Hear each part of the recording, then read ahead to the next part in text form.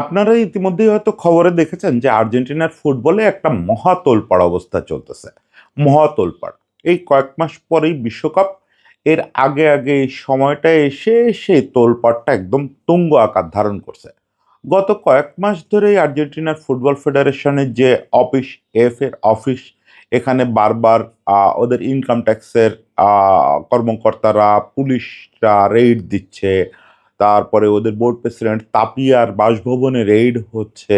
Football ফেডারেশনের বেনামে মালিকানাধীন বলে দাবি করা বিভিন্ন প্রতিষ্ঠান, বিভিন্ন সম্পত্তি, সেসব জায়গা দখল করা হচ্ছে। নানা রকম ব্যাপার চলতেছে। সম্প্রতি তাপিয়ার বিদেশ ভ্রমণে নিষেধাজ্ঞা দেওয়া হয়েছে। এরপরে আসলে আর্জেন্টিনার ফুটবল একেবারে এলোমেলো হয়ে গেছে। আর্জেন্টিনার ফুটবলে বিক্ষোভ শুরু হয়ে গেছে। যদিও গতকালকেই আর্জেন্টিনার একটা আদালত এই নিষেধাজ্ঞাকে অবৈধ ঘোষণা করছেন। তারা বলছেন যে একজনের বিপক্ষে কর নিয়ে তদন্ত হচ্ছে বলে তাকে বিদেশ যাত্রায় নিষেধাজ্ঞা দেওয়া যায় না। এ কারণে তার বিদেশ যাত্রায় যে নিষেধাজ্ঞা সেটা প্রত্যাহার করা হয়েছে, কিন্তু ফুটবল অঙ্গনেতে থেমে নাই। পুরো দেশে ক্লাব ফুটবল বন্ধ হয়ে গেছে। ক্লাবগুলো বিদ্রোহ ঘোষণা করছে সরকারের বিপক্ষে, যে তাদের এফ এর সঙ্গে এই ধরনের আচরণের প্রতিবাদে তারা আপাতত আর ফুটবল খেলবে না যতক্ষণ না পর্যন্ত এগুলোর সুরাহা হচ্ছে। এবং ধারণা করা হচ্ছে যে আর্জেন্টিনা ফুটবল ফেডারেশনের যত কর্মী তারাও একটা ধর্মঘটে যেতে পারেন। সেটা হলে একটা বীভৎস অবস্থা হবে, কারণ সামনে আর্জেন্টিনার জাতীয় দলের আপনারা জানেন ফিনালে সীমা, তারপরে বিশ্বকাপ। এখন আর্জেন্টিনার জাতীয় দলের নানা ধরনের কর্মকাণ্ড থাকবে। সবকিছু যদি স্টাফরা বয়কট করেন তাহলে আর্জেন্টিনার ফুটবল ২৬ বিশ্বকাপের আগে একটা ভয়াবহ বিপর্যয়ের মধ্যে পড়বে। এবং এই তাপিয়া, আপনারা জানেন, চিকু নামে যিনি পরিচিত বোর্ড প্রেসিডেন্ট, দোষে গুণে দোষও আছে, তার প্রচুর গুণও আছে। কিন্তু এই যে আর্জেন্টিনার ফুটবলের যে নতুন জাগরণ হয়েছে, এটার পেছনে একটা বড় অবদান আছে তার। এরকম সময়ে স্বাভাবিকভাবে মেসি, স্কালোনির ওয়েটও তার দিকেই থাকতেছে, যে তাপিয়ারে এই পরিমাণে বিপদে ফেলা যাবে না। তার মানে সরকার ভার্সেস ফুটবল একটা ভয়াবহ দ্বন্দ্ব তৈরি হয়েছে। এখন দ্বন্দ্বটা কি নিয়ে?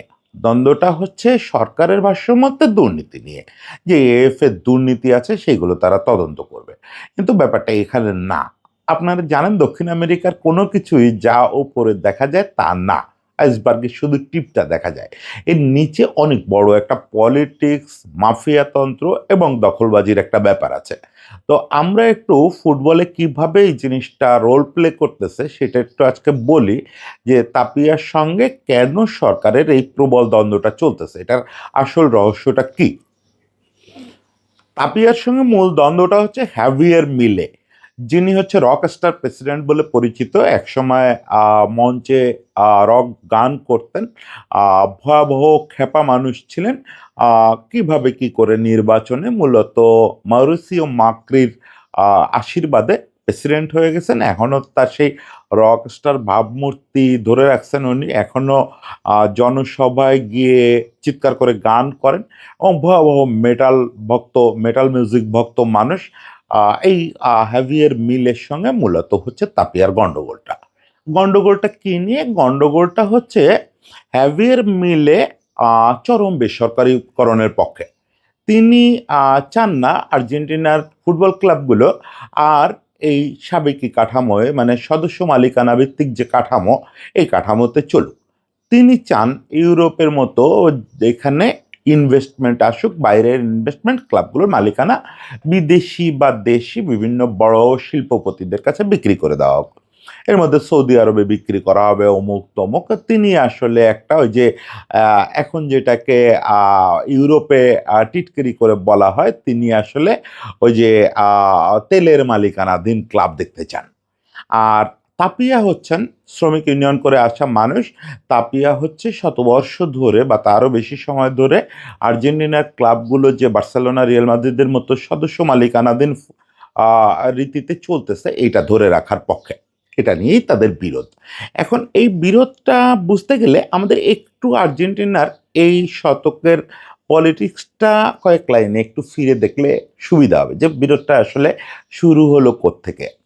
এই শতকটা শুরু হয়েছিল আর্জেন্টিনার ব্যাপক একটা অর্থনৈতিক মন্দার ভিতর থেকে। গত শতকের শেষ দিকটায় আর্জেন্টিনা আসলে কখনোই অর্থনৈতিকভাবে স্থির হইতে পারে নাই লম্বা সময়ের জন্য। ওই হুয়ান পেরনের সময়, যার নাম থেকে পেরোনিজম বা পেরোনিস্ট ব্যাপারটা আসছে, আর্জেন্টিনার পলিটিক্সে খুব গুরুত্বপূর্ণ, লেফট সাইডেড, একেবারে সমাজতান্ত্রিক না, কিন্তু পেরোনিজম একটা আলাদা ধারা আর্জেন্টিনায়, যে একটা লেফটিস্ট ধারা। ওই সময়টা একটু অর্থনীতি স্থিতিশীল ছিল, এরপর থেকে না আর্জেন্টিনা আসলে কখনোই অর্থনীতি খুব স্থিতিশীল হয় নাই। তবে 90 দশকে এটা একদম ধসে পড়ে, একদম মানে জিম্বাবুয়ের মতো হয়ে যায়। সেখানে এসে উদ্ধারকর্তা হিসাবে আবির্ভূত হন নেস্টর কির্চনার।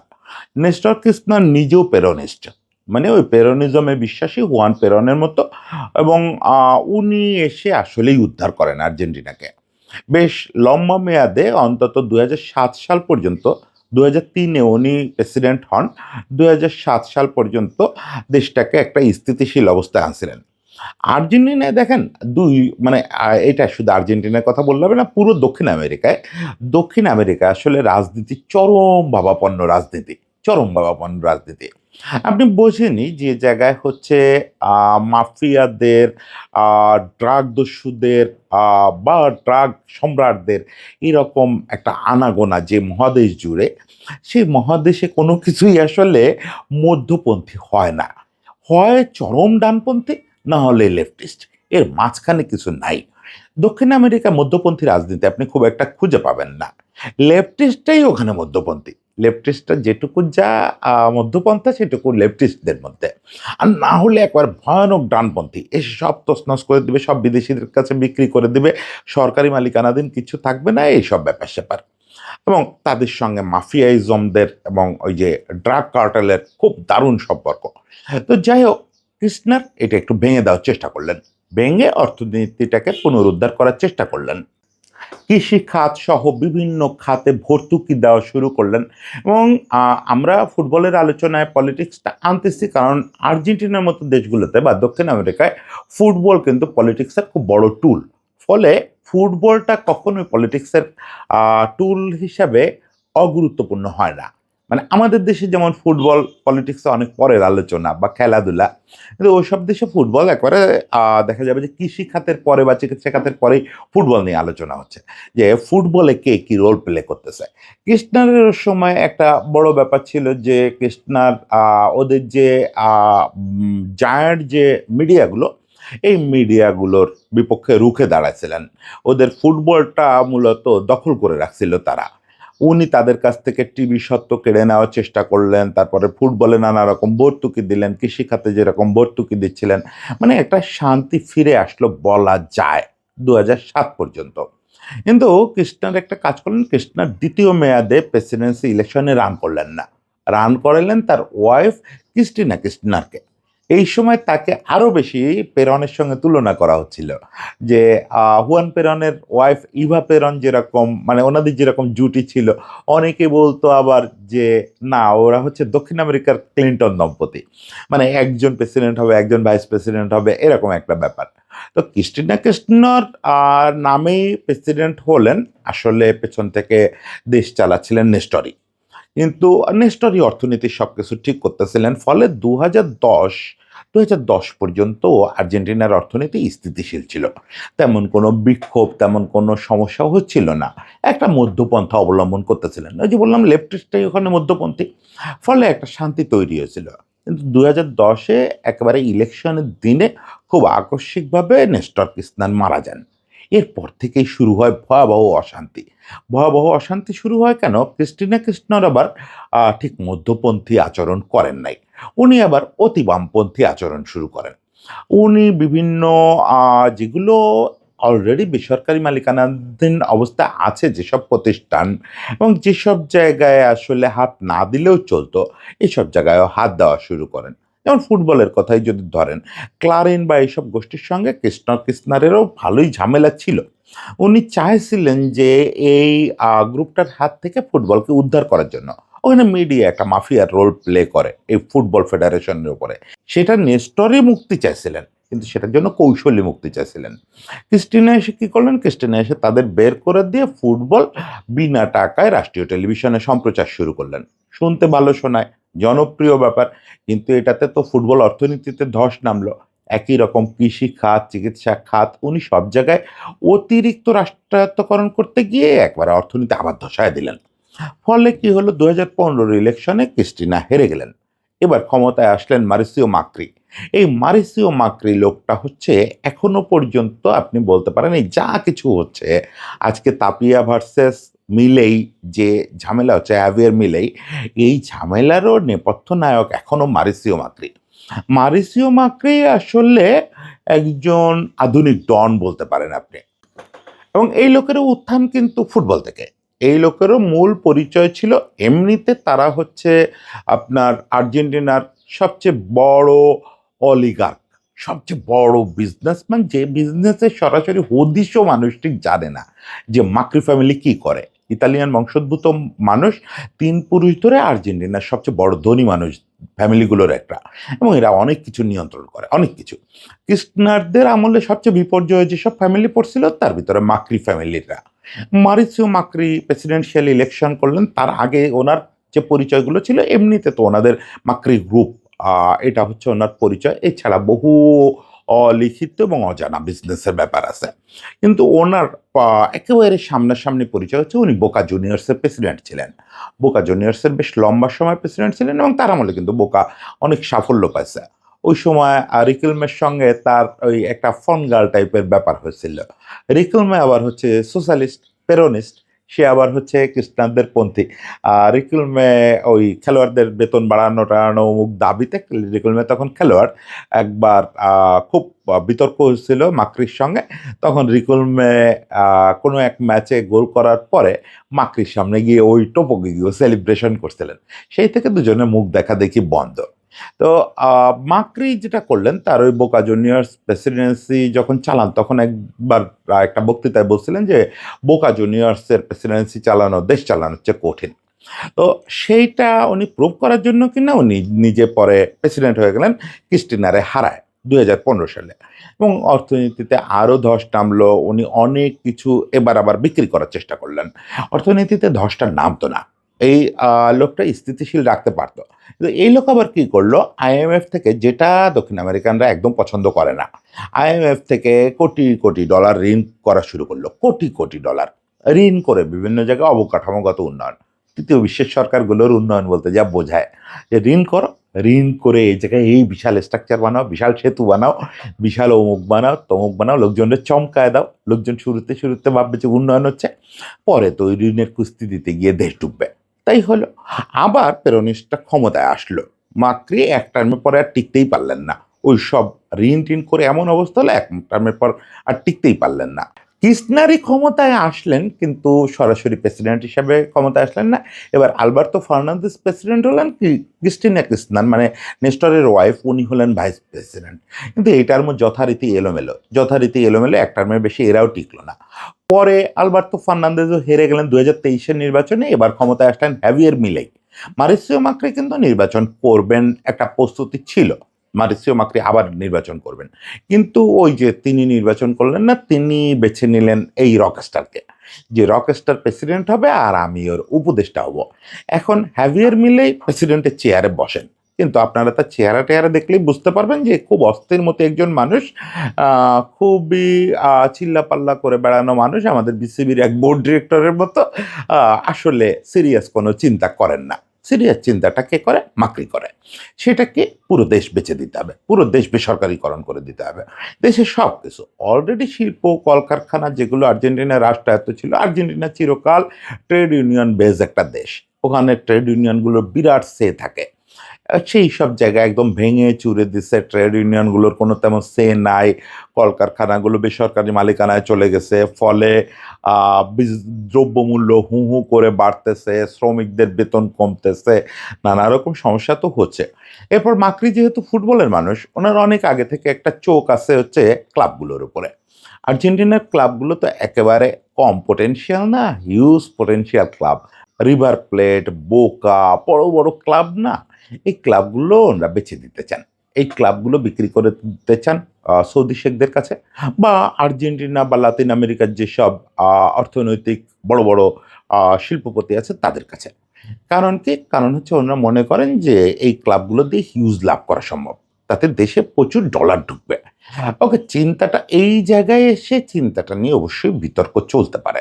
আর আর্জেন্টিনার ক্লাবগুলো ৩-৪ টা ক্লাব ছাড়া বাকি সবাই লোকসানে চলতেছে।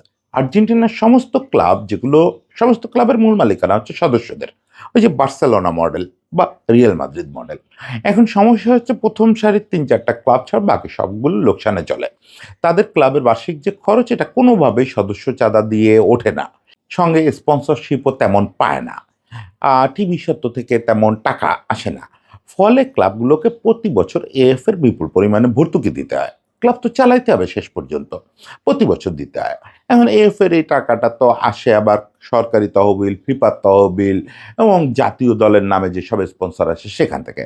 তো মিলেই বা মাকড়িদের যুক্তি হচ্ছে জাতীয় টাকা উল্টে ওখানে জাতীয় ডলার খরচ করতেছ। করে ক্লাবগুলাকে টিকায় রাখছো, লাভ কি হচ্ছে? ও হচ্ছে ক্লাবগুলো ছাড়ো, বিদেশি মালিকানা দেশি মালিকানায় ছাড়ো, ব্যক্তি মালিকানায় ছাড়ো। এটা একটা ওনার নামও দিচ্ছেন এসএডি নামে একটা প্রকল্প। এই ছেড়ে দিলে কি হবে? উল্টে এখান থেকে ডলার ঢুকবে আমাদের মার্কেটে। এই চিন্তাটা নিয়ে তর্ক চলতে পারে। যেমন তাপিয়াদের যুক্তি যে না, এটা সদস্যদের হাতে রেখেই লাভজনক করা সম্ভব। সেক্ষেত্রে বাইরের মাফিয়া বৃত্তিটা কমাইতে হবে। ওনাদের আবার বক্তব্য যে প্রত্যেকটা ক্লাব লাভে চলতে পারে, শুধুমাত্র যদি আমরা মাফিয়াদের দৌরাত্ম্য কমাতে পারি। কিরকম সেটা? যেমন আপনি আর্জেন্টিনা লিগের খেলা দেখতে পান না এখানে বসে? দেখতে পান না, পৃথিবীর বেশিরভাগ জায়গায় দেখা যায় না। আর্জেন্টিনার টিভি সত্ত্ব বিক্রিটা একটা রহস্যময় ব্যাপার। এটাই যে ক্লারিন ক্লারিন যে গ্রুপ আছে এদের হাতে থাকে ঘুরে ফিরে। এরা বিভিন্ন নামে, কিন্তু এদের সব শেকড়ের গোড়াটা এক জায়গায়। এরা নিজেরা খুব কম টাকায় টেন্ডার দিয়ে এই টিভি সত্ত্ব কিনে ফেলে আর্জেন্টিনা ফুটবলের। এবং এরা প্রোডাকশন এত নিম্নমানের, যদি কখনো আর্জেন্টাইন লিগের খেলা দেখেন, এটা বিদেশি কোনো স্যাটেলাইট চ্যানেল বা কেউ কিনতেও রাজি হয় না। আর ওরা বেচতেও রাজি না। ওখানে অনেকবার ইএসপিএন, অ্যামাজন, ফক্স এরা বিড করার চেষ্টা করছে। মানে প্রোডাকশন বিড, যে পুরো সত্যটা কিনবো, আমরা আমাদের মতো করে টপ ক্লাস প্রোডাকশন করব। করলে ওই যে টাকাটা টিভি সত্ত্ব থেকে আসে ওটা ক্লাবগুলো চলার জন্য যথেষ্ট। ক্লাবগুলোকে যদি সরাসরি টিভি সত্ত্বের একটা সিংহভাগ দিয়ে দেওয়া হয়, যথেষ্ট। তার মানে ক্লাবগুলো লোকসানে চলার কথা না, যদি ওই ক্লারিন বা এদের মাফিয়াগিরিটা না থাকে। এখন সমস্যা হচ্ছে সেটা তো আবার সরকার আটকাবে না, কারণ ওগুলো হচ্ছে ডানপন্থী যে রাজনীতি তার মূল হাতিয়ার। ওরা নিজেরাও ঘুরে ফিরে ওই একই মালিকানাধীন একই অলিগার্ক গোষ্ঠীর। ফলে এইটা আসলে একটা দুষ্ট চক্রের মতো। আপনি যদি বাইরের মিডিয়ার মাফিয়াবৃত্তি বন্ধ না করতে পারেন, তাহলে ক্লাবগুলো কখনোই নিজে নিজে চলতে পারবে না, ওদের ভর্তুকি দিতে হবে। আবার ওই মাফিয়াগিরি বন্ধ করবেন না, তাহলে আপনার রাষ্ট্র টিকবে, আপনার সরকার টিকবে না, সরকার পড়ে যাবে। এখন এই সংকটে পড়ে ক্লাবগুলো লোকসানেই চলতেছে। ফলে দৃশ্যত তাদের যে দাবি যে ক্লাবগুলো বেসরকারি মালিকানায় দাও, এই দাবিটা আবার অনেকে মনে করতেছেন যে ঠিকই আছে, এই ক্লাবের পিছনে আর কত। এই নিয়ে ব্যাপক টানাপোড়েন চলতেছে। এখন আপনারা জানেন যে তাপিয়া নিজে ট্রেড ইউনিয়ন থেকে আসছেন। ট্রেড ইউনিয়নের মানুষ মানে লেফটিস্ট মানুষ। ফলে উনি কোনোভাবেই এই ক্লাব বেসরকারিকরণ করতে দিতে রাজি না, এবং কোনো ক্লাব অথরিটি আসলে রাজি না। তারা তাদের এই ১৫০ বছরের যে সংস্কৃতি এটা নষ্ট করতে রাজি না। আর্জেন্টিনার সিম্বলই হচ্ছে সদস্য মালিকানাধীন ক্লাব। এই জিনিসটা তারা নষ্ট করতে রাজি না। তাপিয়ার পাশে এই সময় বিগ শটদের মধ্যে আছেন শুধু হুয়ান রোমান রিকলমে, বোকার প্রেসিডেন্ট। উনিও নিজে সোশ্যালিস্ট মানুষ, পেরোনিস্ট মানুষ। উনি তো মাকরির পুরনো শত্রু, এবং মাকরিরে হারাই কিন্তু সে এবার বোকার দায়িত্বে আসছে। ফলে সেও তাপিয়ার সঙ্গে রুখে দাঁড়াইছে যে না, আমরা ক্লাবের বেসরকারিকরণ হতে দিব না। এই মিলে আসলে ফুটবল জগৎ আর পলিটিক্যাল জগৎ দুটো মুখোমুখি হয়ে গেছে, একদম মুখোমুখি হয়ে গেছে। এখন তাপিয়ার লোক ভালো বা সাধু, তুলসী পাতায় ধোয়া মানুষ, এটা দাবি করার কোনো সুযোগ নাই। দক্ষিণ আমেরিকার ট্রেড ইউনিয়ন করে এত উপরের পদে আসা, সেখানে অন্যায় অবশ্যই আপনি চাইলে খুঁজে পেতে পারেন, সম্ভবত আছেও।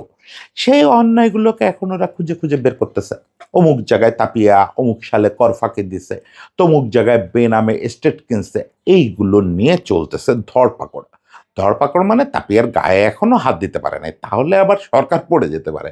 তাপিয়া এত পপুলার, আমি দেখলাম কালকে যখন ওদের ক্লাবগুলো মুভমেন্ট শুরু করছে যে আর খেলবো না, যতক্ষণ না পর্যন্ত এই ঝামেলা শেষ না করে সরকার, সেখানে তারা যে ব্যানার বহন করতেছে, সেখানে মাঝখানে মেসির ছবি, দুপাশে স্কালোনি এবং তাপিয়ার ছবি।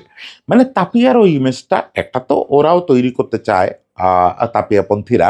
আরেকটা হচ্ছে যে এমনিতেই আছে টানা 4টা ট্রফি জেতা, যেটা এতকালে সেই 93 সালের পর থেকে কোনো ট্রফি জেতে না আর্জেন্টিনা। ফলে টানা 4টা ট্রফির একটা আসর তো পড়বেই। এবং মজার ব্যাপার হচ্ছে, এই বিশ্বকাপ জয়ের পরেও কিন্তু আর্জেন্টিনার দল মিলের সঙ্গে দেখা করে নাই। মিলের সঙ্গে যে ইয়ে করবে, যেটা আর্জেন্টিনার ইতিহাসে প্রথমবারের মতো ঘটছে, কোনো ট্রফি জেতার পরে টিম প্রেসিডেন্টের প্রাসাদে যায় নাই। মানে সরাসরি মেসিরা হ্যাভিয়ের মিলেইরে অস্বীকৃতি জানাইছে। ওটাতে আবার পাবলিকের মধ্যে সিগন্যাল চলে গেছে যে তাপিয়ার পক্ষে পুরো ফুটবল আছে, মেসির স্কালোনিরাও আছে। তারা এখনো এসব নিয়ে কথা বলে নাই, কিন্তু একটা ইঙ্গিত তো তৈরি হয়েছে সারা দেশে। ইঙ্গিতটা হচ্ছে যে ওকে, ফুটবল ভার্সেস হ্যাভিয়ের মিলাই এবং মাকরি। ফলে সারা দেশের ফুটবল ভক্ত এবং ফুটবল ক্লাবগুলো ফুঁসে উঠছে। এখন এই যে পরিস্থিতি, এই পরিস্থিতি সরকারকে সারেন্ডার, যদি এখন সরকার যদি এখান থেকে না পিছায় আসে, তারা যদি নর্মালি মামলাটা চালায়, ওই করের মামলা, তাহলে খুব বেশি সমস্যা নাই। কিন্তু অলরেডি যেরকম কোর্ট তাপিয়ার বিদেশ ভ্রমণের নিষেধাজ্ঞাটা উইথড্র করে দিচ্ছে, কোর্ট আবার এখানে সরকারের বিপক্ষে অবস্থান নিয়ে নিচ্ছে। বিপক্ষে মানে কোর্ট নিরপেক্ষ কিছু জাজমেন্ট দিচ্ছে। এখন এই পরিস্থিতি যদি থাকে, হয়তো গোলমাল থেমে যাবে। আমি জানি না ধর্মঘট উইথড্র হবে কিনা কোর্টের এই রায়ের পরে। না, কোর্টের রায়ের পরেও তো ধর্মঘট চলছে, গতকালকেও তো খেলা হয় নাই। গতকালকে সকালে কোর্টের রায় আসছে, বিকালেও কোনো খেলা হয় নাই। ফলে ক্লাবগুলো নিশ্চয়ই এতে সন্তুষ্ট না, এবং ফুটবলাররা গতকালকে রাস্তায়ও নামছে। এখন যেটা বললাম যে জনশ্রুতি বা আর্জেন্টিনার অন্যান্য মিডিয়া, ক্লারিন ছাড়া অন্যান্য মিডিয়া বলতেছে যে পরিস্থিতি সমাধান না হলে এএফএর স্টাফরাও ধর্মঘটে যাবে। সেটা হলে কিন্তু বিভৎস ব্যাপার হবে। এএফএর স্টাফ বলতে বোঝেন তো, লিওনেল স্কালোনিও কিন্তু এএফএর স্টাফ। এখন স্কালোনি হয়তো ব্যক্তিগতভাবে এই সময় ধর্মঘটে যাওয়ার পক্ষে থাকবেন না, আইমার, আয়লা, স্যামুয়েলস কেউ থাকবে না, কিন্তু করার তো কিছু নেই, ওখানে সবগুলো ট্রেড ইউনিয়ন বেস ব্যাপার। ফলে যদি এএফের স্টাফদের যে ইউনিয়ন, তারা যদি সিদ্ধান্ত নেয় ধর্মঘট, তাহলে ধর্মঘট। তার মানে কি, ন্যাশনাল টিমের ক্যাম্প বন্ধ হয়ে যাবে। ন্যাশনাল টিমের ক্যাম্প করতে হলেও সেটা একটা বিশেষায়িত ক্যাম্প, হয়তো বাইরের কোনো দেশে করতে হবে। মানে পুরো ব্যাপারটা একটা আউলে ঝাউলা লেগে যাবে। যেখানে ফিনালসীমা নিয়ে ওদের এখন সর্বাত্মক প্রস্তুতি নেওয়ার কথা, সেগুলো একটা ঝামেলা লেগে যাবে। আর এরকম পরিস্থিতি হলে তাহলে আসলে রক স্টার প্রেসিডেন্টকে তার চেয়ার নিয়ে দুইবার ভাবতে হবে। কারণ আর্জেন্টিনার মতো দেশগুলোতে ফুটবলকে পুরোপুরি শত্রু বানায়, আপনি যদি মেসি স্কালোনিকে শত্রু বানায় আপনি কোনো পলিটিক্স করতে চান, তাহলে আসলে চেয়ারটা টিকবে না। তাও মাকড়ি নিজে চেয়ারে বসা থাকলে একটা কথা ছিল, মাকড়ি ধুরন্ধর মানুষ, ধুরন্ধরতম মানুষ, ফলে মাকড়ি হয়তো ওই চেয়ার টিকাইতে পারতো, কিন্তু এই রকস্টার চেয়ার টিকাইতে পারবে না যদি ফুটবল সর্বাত্মক মুভমেন্টে যায়। তবে যতটুকু বুঝতেছি যে এখন একটা সমঝোতার দিকে যাবে। তাপিয়ারে ওরা আপাতত ছেড়ে দিবে, যে তাপিয়ারে নিয়ে আর তেমন কোনো ইয়ে হবে না, ওইগুলো যেটুকু মামলা করার ওইভাবেই চলবে। ব্যাপারটা সর্বাত্মক দিকে যাবে না, এবং আপাতত বেসরকারিকরণের যে চিন্তা ক্লাবগুলো, সেখান থেকে একটু সরে আসবে। তা না হলে 2026 বিশ্বকাপ ফিনালের দুটো নিয়েই আসলে একটা বিপদ আছে। শেষ পর্যন্ত অংশ তো অবশ্যই নেবে টিম, কিন্তু প্রস্তুতিতে ঘাটতি হবে, এবং মোরালি সবাই খুব বিধ্বস্ত থাকবে। এইগুলার প্রভাব পুরো দলের উপরে পড়বে, দল একটু এলোমেলো থাকবে। আর এই উত্তুঙ্গ সময়, এখনো যদি ওদের প্রিমিয়ার লিগের খেলা হচ্ছে না, তারপরেও এখন বোধহয় শুধু 8 ডিভিশন আর 9 ডিভিশনের খেলা চলতেছে, তারপরেও ফুটবলারদের উপরে এটার প্রভাব পড়বে। হোপ যে চিরায়ত এই দক্ষিণ আমেরিকান যে পলিটিক্স, দক্ষিণ আমেরিকান যে অতি ডানপন্থী অতি বামপন্থীদের যে সংঘাত, সেই সংঘাতটা আপাতত থামবে। 2026 বিশ্বকাপকে সামনে রেখে একটু শান্ত হবে আর্জেন্টিনা, সেই প্রত্যাশায় থাকলাম। সবাই ভালো থাকবেন।